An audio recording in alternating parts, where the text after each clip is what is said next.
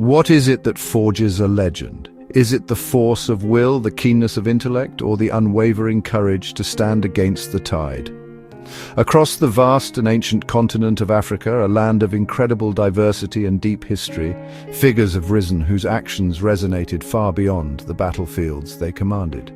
Welcome to our countdown of the top 10 legendary African military leaders. These figures not only shaped their own nations, but also left a lasting impact on world history. Their stories are etched into the very fabric of human endeavor, tales of strategy, defiance, and the enduring quest for freedom and sovereignty. We journey back through time, seeking to understand the minds that conceived brilliant tactics, the hearts that beat with fierce determination, and the spirits that rallied entire peoples. From the sun-scorched plains to the dense rainforests, these commanders navigated treacherous political landscapes and faced formidable foes, often with the odds overwhelmingly stacked against them. Their innovations in warfare, their diplomatic prowess, and their sheer tenacity altered the course of empires and inspired generations. Join me as we explore the lives and legacies of these extraordinary individuals. Their impact transcends mere military victories. It speaks to the resilience of the human spirit and the profound influence a single, determined leader can have on the destiny of millions. We delve into these histories not just to recount battles, but to connect with the enduring qualities of leadership that continue to inspire us today. These are not just stories of the past, they are beacons, illuminating the complexities of power, resistance, and the eternal struggle for a place in the world. Prepare to witness the might and wisdom of Africa's greatest military visionaries. In the early 19th century, a visionary leader emerged from the Nguni people, destined to reshape the socio-political and military landscape of southern Africa. This was Shaka, a name that would come to symbolize both formidable power and revolutionary change. Before Shaka, warfare in the region was often ritualistic, less about conquest and more about limited engagements. But Shaka saw the potential for something far more potent, a disciplined force capable of forging an empire. He famously discarded the long throwing spear, the assegai, deeming it inefficient for the close-quarter decisive combat he envisioned. Instead, he armed his warriors with the ikalwa, a short, broad-bladed stabbing spear, a weapon that demanded courage and commitment in the heat of battle, forcing his regiments to engage and destroy their enemies. This tactical innovation was but one facet of his military genius. Shaka is perhaps most renowned for the buffalo horns or bullhorn formation, the impondo zenkomo. This sophisticated battle plan involved a central chest, the main body of his army, which would pin the enemy, while two horns of faster-moving warriors would encircle and annihilate the foe from the flanks and rear. He instilled an iron discipline within his amabutho, his age-grade regiments, transforming them into a cohesive and devastatingly effective fighting machine. Through conquest and assimilation, he united disparate Nguni clans, laying the foundation for the powerful Zulu kingdom, a force that would later challenge even the might of European colonial powers. His military doctrines are still studied, a testament to his profound understanding of warfare's brutal art. Imagine the audacity, the sheer unyielding will required to challenge the burgeoning might of Rome, not on familiar shores but in its own heartland. This was the singular vision of Hannibal Barca, a Carthaginian general whose name has echoed through millennia as a byword for military genius.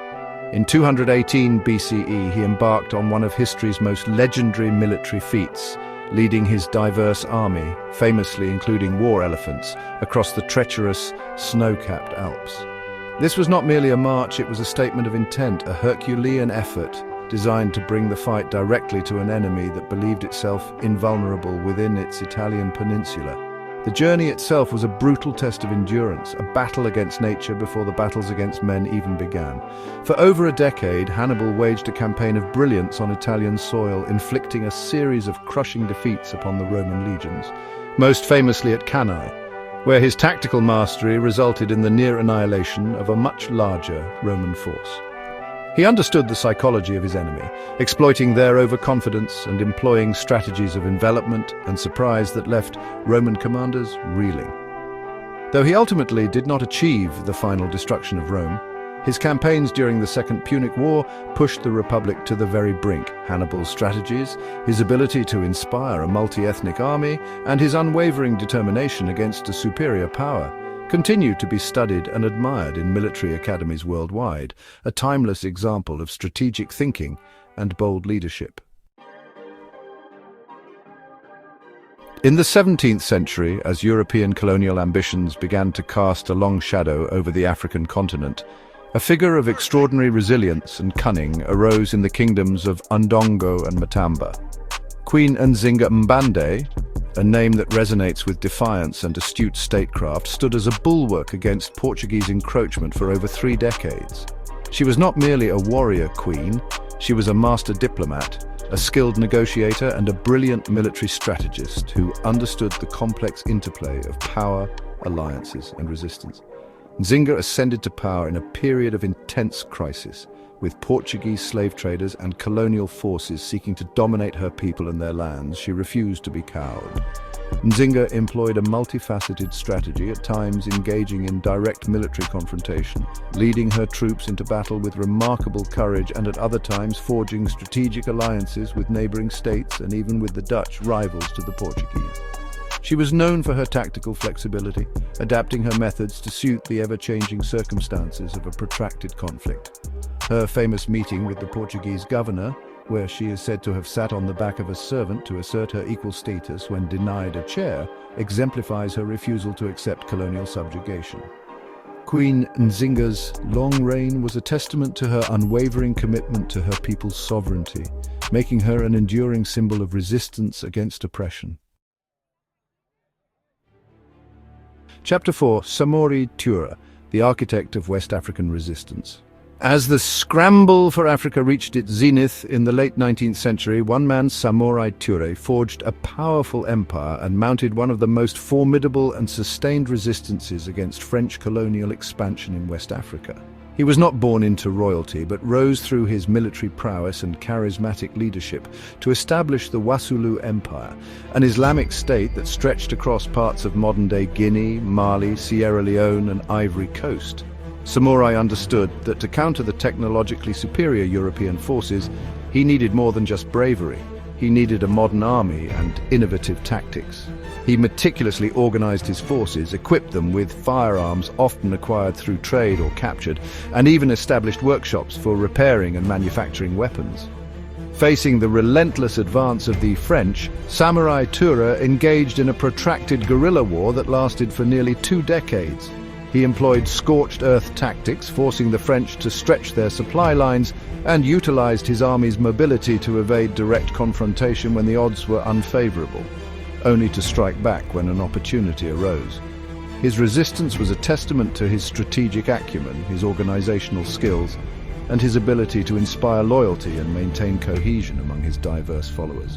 Though eventually captured and exiled, Samori Touré's long struggle left an indelible mark, symbolizing the fierce determination of African peoples to defend their independence against overwhelming colonial power. Chapter 5. Ya Asantewaa, the Ashanti Queen Mother who roared for freedom. In the annals of resistance against colonialism, the voice of Ya Asantewaa, Queen Mother of Ejisu in the Ashanti Empire, rings with unparalleled courage and defiance. In 1900, when the British colonial governor demanded the surrender of the Golden Stool, the sacred symbol of Ashanti unity and sovereignty, it was an affront that struck at the very soul of the nation. With the Ashanti King Prempeh, the first already exiled, and many male chiefs hesitant to confront the might of the British Empire, it was Ya Asantewaa who rose to the occasion, her words igniting the flames of rebellion in what became known as the War of the Golden Stool, or the Ya Asantewaa War. She famously shamed the wavering chiefs, declaring that if the men of Ashanti would not go forward, then the women would. "We will fight the white men. We will fight till the last of us falls in the battlefields." Her powerful oratory and unwavering resolve rallied the Ashanti forces. Though ultimately outnumbered and outgunned by the British, Ya Asantewaa led a fierce resistance for several months, demonstrating remarkable leadership and bravery. She became a symbol not only of Ashanti defiance, but also of the crucial role women have played in African resistance movements. Her legacy endures as an icon of courage, integrity, and the fight for self-determination against colonial oppression. Chapter 6, Taharqa, the Nubian pharaoh who ruled 2 lands. From the ancient kingdom of Kush, deep in Nubia, arose a line of pharaohs who would extend their dominion northwards to rule over the entirety of Egypt, ushering in the 25th dynasty. Among these powerful Kushite kings, Taharqa stands as a figure of immense historical significance, a ruler renowned for his piety, his extensive building projects, and his formidable military leadership. His reign in the 7th century BCE marked a period of renaissance for Egypt, with a revival of religious traditions and monumental construction, but it was also a time defined by grave external threats, particularly from the expansionist Assyrian Empire, a military superpower of the ancient Near East. Taharqa was no stranger to the battlefield. Even before ascending to the throne, he commanded Kushite and Egyptian armies. As pharaoh, he launched military campaigns into the Levant, seeking to assert Egyptian influence and counter Assyrian advances. He is recorded in biblical texts as an ally of King Hezekiah of Judah against Sennacherib of Assyria. For years, Taharqa successfully defended Egypt's borders against repeated Assyrian invasions, demonstrating considerable military skill and resolve. Though the Assyrians eventually pushed south, sacking Thebes, Taharqa's resistance was tenacious, and his reign represents the peak of Nubian power and influence over Egypt, a testament to the strength and sophistication of the Kushite civilization. Chapter 7. Candace Amanirenas, the one-eyed queen who stared down Rome. In the heart of Nubia, the kingdom of Kush, with its capital at Meroe, boasted a lineage of powerful ruling queens known by the title Candace. Among these formidable women, Amanirenas, who reigned in the late 1st century BCE, etched her name into history through her audacious and successful defiance of the Roman Empire, then at the zenith of its power under Emperor Augustus. When Rome, having annexed Egypt, sought to extend its dominion further south into Kushite territory and impose taxation, Candace Amanirenas met this aggression not with submission, but with fierce, unyielding resistance. She was a warrior queen who personally led her armies into battle. Ancient sources describe her as brave and formidable, and it is said she lost an eye in one of the fierce engagements against the Roman forces. Despite this, her resolve did not falter.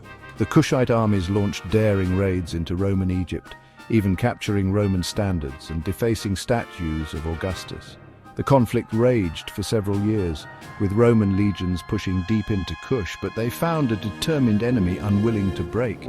Ultimately, the sustained Kushite resistance proved so costly and difficult for Rome that Augustus agreed to a peace treaty. Remarkably, this treaty favored Kush, revoking Roman claims to their territory and exempting them from tribute. Candace Amanirenas thus secured her kingdom's independence, a rare victory against the might of Rome. Chapter 8.